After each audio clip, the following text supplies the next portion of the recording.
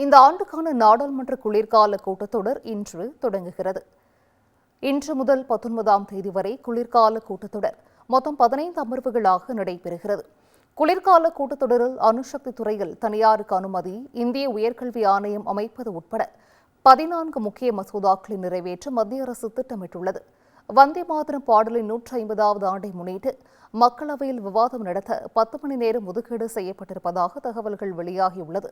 அதே சமயம் வாக்காளர் பட்டியல் சிறப்பு தீவிர திருத்தம், டெல்லி கார் வெடிப்பு மற்றும் வெளியுறவு கொள்கைகள் தொடர்பாக கேள்வி எழுப்ப எதிர்க்கட்சிகள் திட்டமிட்டுள்ளன. இதனால் நாடாளுமன்ற குளிர்கால கூட்டத்தொடர் அனல் பறக்கும் என எதிர்பார்க்கப்படுகிறது.